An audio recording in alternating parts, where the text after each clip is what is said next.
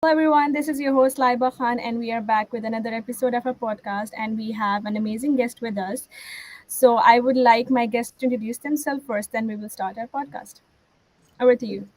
Thank you so much, Laiba, for hosting me. Laila AL Hadhrami, I'm from Oman. I'm Smart Sustainable Cities Advisor.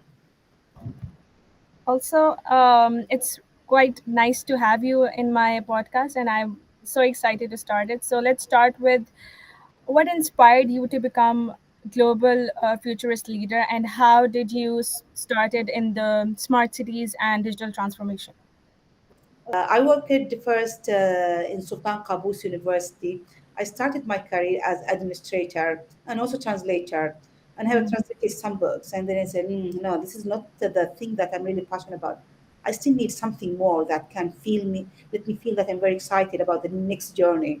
So after 6 years spending in Sultan Qaboos University, and I also did my master during my 6 years, I moved to Information Technology Authority.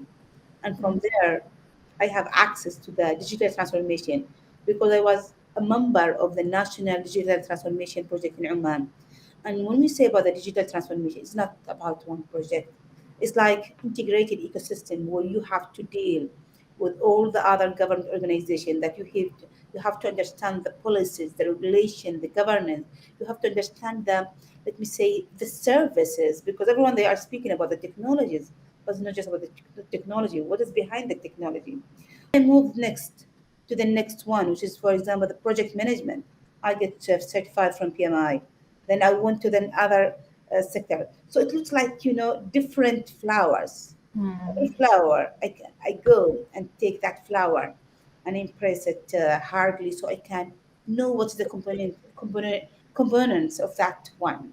And then I ended up with change working as a change management advisor for the government organizations, so and user experience. 2016, I started joining the smart city. In 2016, there was like a smart city platform. It was a knowledge based approach. For me, it was something new. So, talking about technology, how do you see technology changing our lives, our work, and the way we interact with people? And what role will smart cities play in this regard?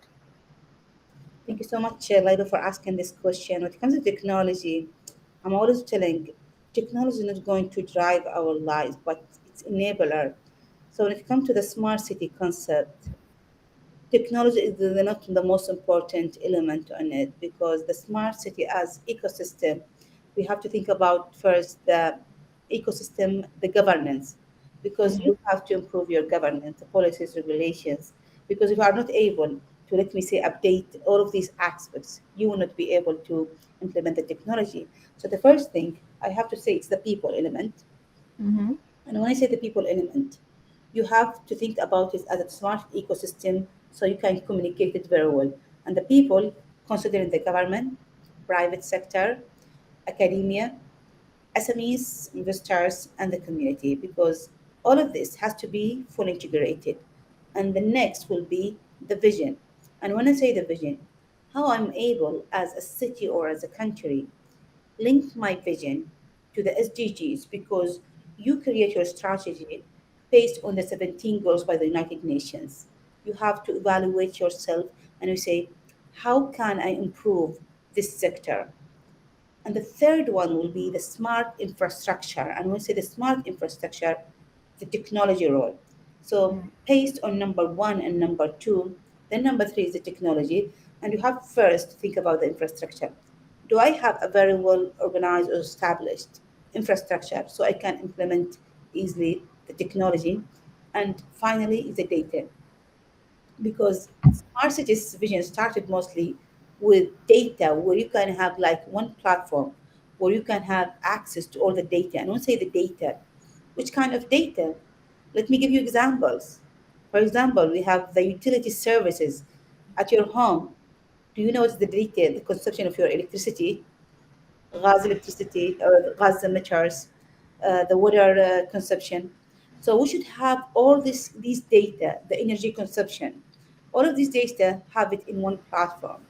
And the mayors, and one of the challenging things, because it's also related to the governance, If you are going to have governance issue, and when I say governance issues, who's owning the data? Because if you are like organization X, I'm organization Y. If we decided to put it in one platform, somebody decided to put it in one platform, I will refuse. Say, no, sorry, I have my own platform. I'm not interested to have my data integrated. And this is one of the challenges. It's the main challenges in building smart cities. So the technology we have it. So it is what? It's actually people issue. So we have to solve it from number one, the governance, and we have to convince. So we have to bring organization X and Y in the same table so we can tell them this is how we can succeed and work together. And why we need it in the same platform? Because it will be more efficient to have all the data in one platform. This will help to take decision to improve, let me say, the quality of life for people in the city. What are the biggest challenges facing smart cities today, and how can we create more sustainable and equitable communities? As I said, most of the challenges is not with the technology. The technology is very easy to be implemented. So I'm always telling and repeating the same thing. We have to have our own smart innovation roadmap because everyone they say we need to be smarter. You will come later to me and say, later, I need to be smarter. How can I be smarter? Is it about certificate or what exactly? And I say, no, it's bigger than that. So you should have your smart innovation roadmap. Why we need to have that strategy? Because we need to make sure it's going to be sustainable. And when I say sustainable, technology is improving day after day. So Mm, I don't want to use the same technology for the next coming 10 years because there are like new technologies. And yeah. I don't want to use also the same law or policy because one of them they said, okay, we already launched a policy last year. Why I have to launch another policy? You have to update it because we have now like new technology. If you are going to have new technologies, it means that you have to also to update your policies and regulations. This is how we can guarantee you to have something sustainable. It's about the empowering people to drive the organizations and city. Mm, That's why I always believe communities driving cities, not mm, cities driving yeah. communities, because we create, or let me say, establish our cities based on the people. As you've been forefront part of developing Metaverse since 2006, so how do you think that Metaverse developing will be in the next coming years, and what opportunities and challenges will be there for the businesses and individuals in this regard? Okay, so metaverse is also a technology. Yes. And so many people they said, metaverse is going to die, but I'm saying how it's going to die. It's there a long time ago, and we can see how it's really developing every time. Because the metaverse started almost from 19th, the last decade, and when it started first, the terminology it was mentioned in a book in 1992. Mm-hmm. So there was like a famous book, and it was a novel actually, where the metaverse as terminology used there. But we used to call all of these platforms as virtual reality platform. And the terminology became very popular during COVID-19. And COVID-19 has taught us good lessons. And I'm telling everyone, don't wait another COVID to come to collapse and say, we need to go back to the technology. Because if you are going to think about the metaverse as just gaming platforms, you are not going to get best of the best. Because for me, metaverse platforms is similar to the online platforms. Now we are using online platform, me and you, Laiba. But in the metaverse, you have another experience where we can interact together. During COVID-19, most of the online platforms become very popular, like Zoom, Google, Microsoft Teams. Yeah. So the virtual platforms. And Hmm. what I love about the platforms is very effective for education. Most of the people who have like online classes, they say, we hate it, we did not learn. I will tell you what, most of the time, they were closing their cameras. So if you are the instructor like that, you are talking, talking, talking. You feel that you are talking to yourself. And all of them, they are turning off their cameras and their, let me say, their voice is not heard unless you are asked them. Most of the time, to be honest with you, the people who are closing their cameras are Yeah. sleeping, are Yeah. Yeah. sleeping. Yeah. That's Either true. even when it comes to the work environment. Yeah. Attending meetings in their pajamas, they're sleeping. Yeah. They are attending meetings. But what I really love about the virtual environment, if you are sleeping and they are moving with their avatars, they will know that you are sleeping because Oh. your avatar will be like silent, located in the same area. So why we need the metaverse for education, for example, it's Mm. very effective. It's effective more than the online platforms. And for me, if you are going to think about the diversity and equity, the rights that every child should have, let me say, the quality of education, right to get access for education. And this is when I told you that I have witnessed, I have seen, for example, some villages in Pakistan where kids, they don't go to school. And we have a lot of scenarios in different cities around the world, in the rural areas, where there's no, let me say, infrastructure. If there's no buildings, no schools, nowadays, internet, Mm. so we can at least give them access so they can. So if we think about it, but definitely there are going to be another challenge, which is, the connectivity. We have to guarantee, and since we are also witnessing the connectivity, me and you, Laila, we should have like high connectivity. But I'm sure that with the time, we're going to have more advanced technologies that's going to improve even the connectivity. Because recently they started talking about the space communication, where it's going to improve the connectivity on the global. The future holds, I think, the best for us, and let's see where it goes and where we can be. So talking about your personal life, like you have been recognized as top 50 most influential women in Oman and Emirates.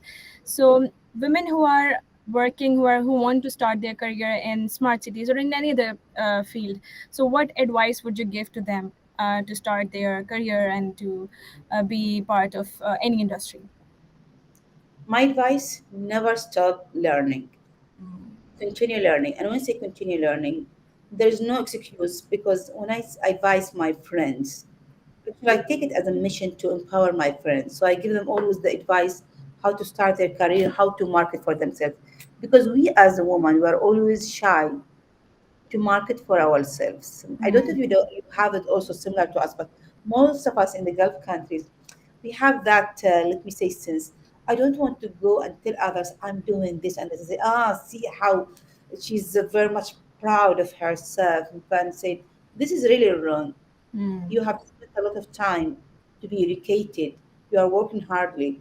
You are behind the scenes. You are working, but nobody knows about you.